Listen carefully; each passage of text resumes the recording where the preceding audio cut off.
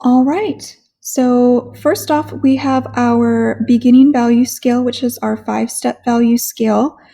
Basically just flat values, identifying those 5 different value scales, ranging from white to black with gray in between.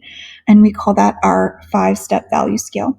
Next, we are going to advance a little bit to a blended or gradated value scale. So if you know the word gradated as gradual, so changing gradually from white into black, blending the values instead of having these sharp edges identifying the different values.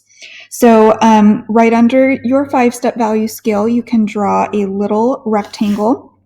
So you'll want to use your ruler just like you did last time. It will be 5 inches wide, the same length as your 5-step, but you can make it a little bit skinnier, probably half the height this time. So inside that little rectangle, we want to create our blended or gradated value scale. And just like our 5-step, you're welcome to work light to dark or dark to light, whichever you prefer.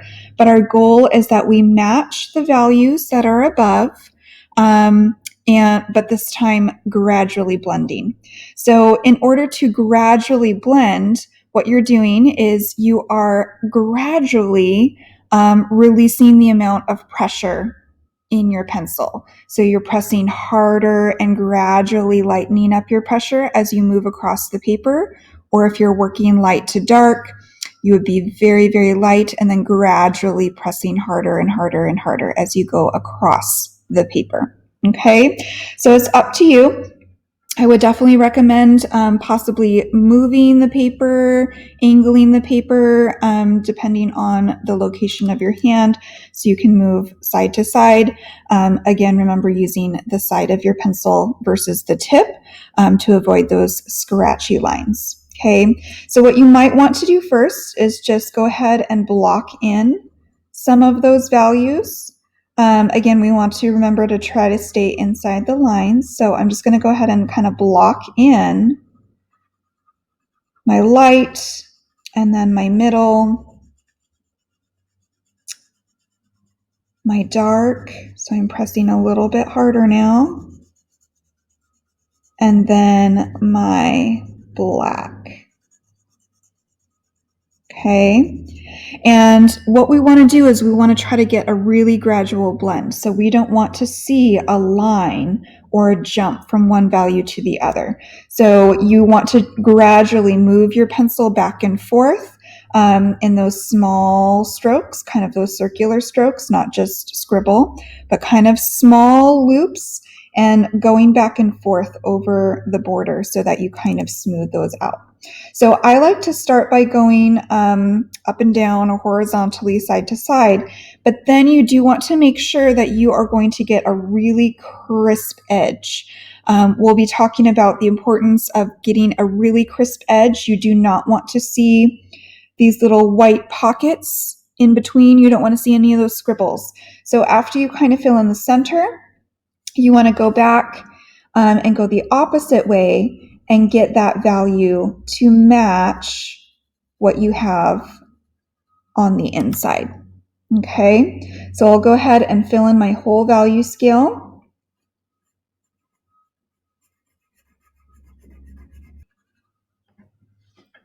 Okay, so as I'm going, so I was able to create my darker black area, and now I want to gradually fade it into my dark gray. So we don't want to be able to see any kind of jump in between our values.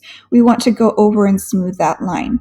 So what we're doing is we're comparing the value we have here, and right at this line, we want to have that fade begin. Okay, so I'm using my black, and I'll go over that area and gradually lighten my pressure. And basically you're just going to move back and forth, crispen up those edges. Make sure we have a really crisp edge. We're not coloring outside the line, making sure that the value in the center matches the edge. And just go back and forth.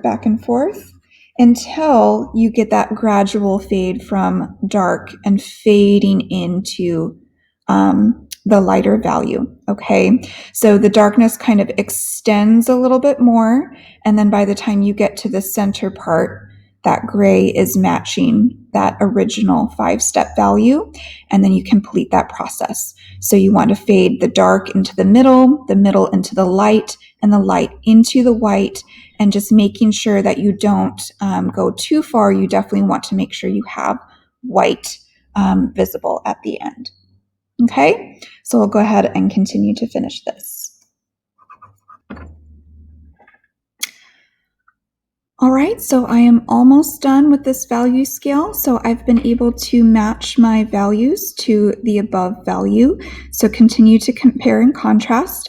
Again, the most important or the most difficult area is fading that light gray into white and making sure you don't see any scribble lines or any big jump from a light gray to a white. So make sure you're using the side of your pencil, and then you holding the pencil at the end, barely touching your paper and getting a super, super, super light gray value. Okay. So then next we can go ahead and blend. Again, I always like working from light to dark. Sometimes if you do dark to light, it'll pull too much of that value over and make your light areas a little bit too dark. So you can go ahead and use your Q-tip or Kleenex, again using small circular strokes and just touching the paper, you're not scrubbing it, and blending out some of those textural marks from the paper, and being cautious to not smudge your lines. You want to have really crisp edges and smooth out anything. And after we do this, then you can go ahead and decide if you need to create any area that's a little bit darker, lift anything up with your eraser. If you feel like maybe you've made an area too dark, you can go in with your eraser and kind of blend it out. If you have any areas that maybe you did accidentally smudge, okay, because remember we want to have super crisp edges, you can go ahead and take your eraser, and then just with a couple little pulls, you can lift that up. Remember, you don't want to keep scrubbing back and forth. Okay, so just a couple areas. So I'm just kind of pulling it across and clean up those edges. Okay, so once we have our value scale, we're going to go ahead and start shading our ribbon. So the previous project, we basically filled in flat values, kind of a paint by number situation, and we were able to create a little bit of depth. This time, we are going to use our blended, our gradual value scale in order to create the dimension of roundness and form, okay, and still creating depth. So far you have used the different tutorials to learn how to draw a curled ribbon. So we had our step-by-step tutorial handout that was posted, or the video, and hopefully you have now drawn the outline of a curled ribbon. It does still look very flat, but on your half sheet of paper, you have the outline. Hopefully your lines are a lot lighter than mine. I had to draw mine a little bit darker so that the camera would be able to pick up the drawing, but make sure that yours are as light as absolutely possible because we don't want to have any dark outlines. So basically what we're going to do is we're going to follow the rest of the steps and basically fill in the blank with our gradual value scale. So step one, after you've drawn the ribbon, is you are going to fill in all of those elongated strips. So these diagonal strips that go all the way from top to bottom, you're going to fill them in with a gradual value scale, starting from light at the top and gradually going to dark at the bottom. And you are working side to side, so not necessarily at an angle. Okay, so light at the top, dark at the bottom, and you can fill all of those vertical strips in. Next step then is to fill in those kind of diamond shapes. So these are the back of the ribbon. As the ribbon curls away, we're going to do the opposite. So we're shading dark on the top and light on the bottom. Okay? So 2 different value scales, but basically you're doing the same thing, taking your value scale and applying it vertically or opposite way to create those value scales. And after you complete that step by step, you'll get the impression of that 3-dimensional curled ribbon. So we will talk a little bit more about light sources and shadows and all that a little bit later, but we're already getting that concept of a light coming down. It's going to hit the top of the ribbon, so those areas are going to be highlighted. And as the ribbon curls away from the light source, it becomes dark.